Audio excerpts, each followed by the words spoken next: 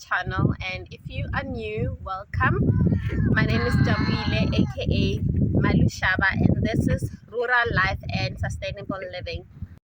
Today I want to talk about the different tools that you need, the basic tools that you need in a rural area. So obviously this is in addition to the obvious. You need a toolbox, you need garden tools, but you also need this. It's called a machete. Those who might not know, it's a machete. A panga. This is a panga, but in isiZulu it's called uqelemba.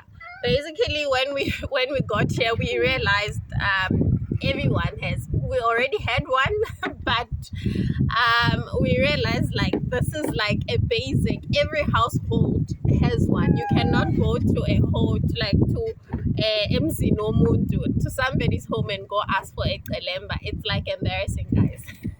So save yourself the embarrassment and get yourself one, because this is a basic.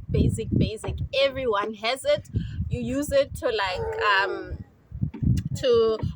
there are certain things, like someone might be using like a chainsaw, for example, but there are certain things that a chainsaw cannot chop down. So like the smaller trees, you would use this, or like maybe to chop wood. If maybe you are one who collects wood, like we love to cook on fire now and then. So this is a great tool to have for like just chopping your wood, in addition to an axe.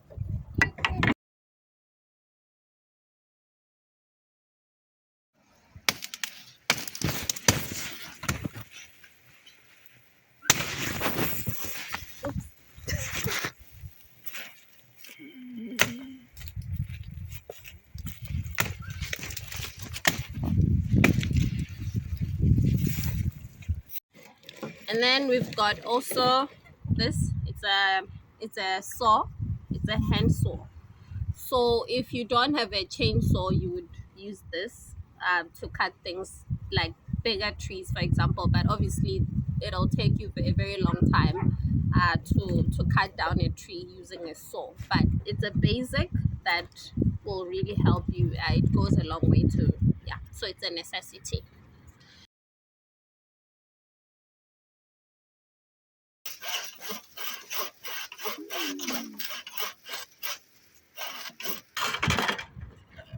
This mighty tool, it's a bit rusted now, but it's for sharpening your tools.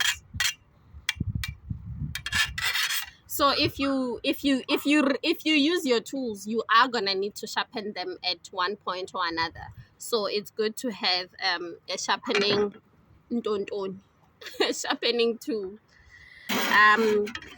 I just want to add there are different types of qelembas, and this is my favorite one. It's actually broken, but this thing, so it someone was helping us around the yard to chop down trees, and it's curved. They use it mostly to when they are harvesting sugar cane.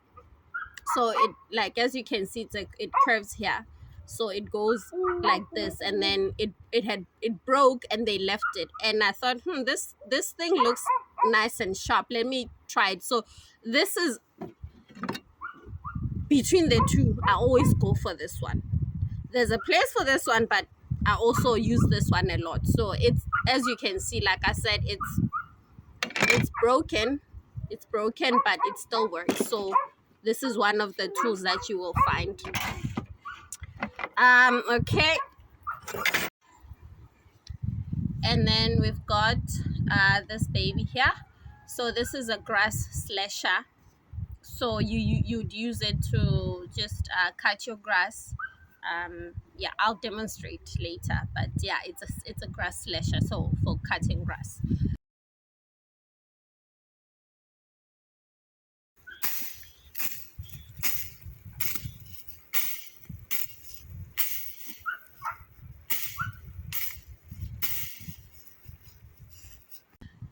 And the obvious stuff, because we still want our hands to be soft when we're done working in the rural area. So you need gloves, it's a must.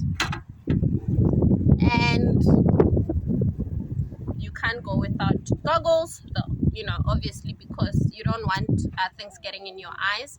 You need goggles as well, and a hat for the sun. Okay, so for those who are like me, who do work hard, they're not afraid of working hard if necessary, but are not very keen on manual labor like that. These two tools, in my opinion, are are second basic to those ones that I showed you. So this is a brush cutter.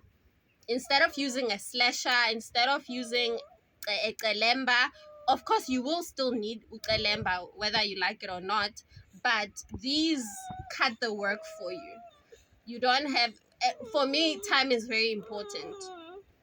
I don't, if I can spend less time doing something so that I can do another, I'm gonna go for that. So these for me are very important: a brush cutter and a chainsaw. We we have a lot of trees around the on the land, and because we are working on having a food forest for us, the trees that are gonna be growing here need to be edible. So we've cleared some of the trees, and can you imagine when, oh, by the way, I did say that I will tell you one of these days how big the land is. So it's about just over an acre. So if you can, you imagine having to use a handsaw to cut trees on an acre of land, or just over an acre of land, how long that's gonna take. So it from the start, it made sense for us to add a chainsaw to our tool so that we can save a little bit more time. And also now we've added a brush cutter, because especially during the rain season, the grass, the trees, they grow super fast. So I honestly don't have the time to constantly be chopping trees down and shortening the grass, or cutting the grass with slashes and kalembas or a machete, because I need to use my time wisely. So if you are able to, I would really suggest that second to those tools, you also add yourself these two tools: a chainsaw and a brush cutter. And there's one very, very important tool that you really, really cannot do without. Hold on.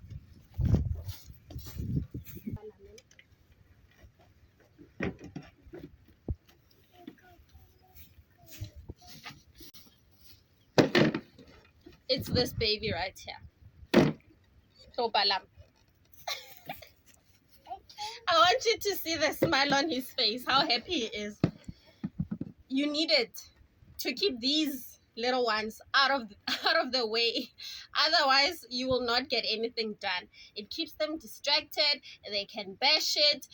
They can fix it. They can ride it to the sunset. They can just whatever it is that they want to do with it, just as long as they stay out of your way. This baby right here. Asa is gonna demonstrate to us how to use it. Asa, Zama. As you can see, it works. I hope you enjoyed the video. See you in the next one.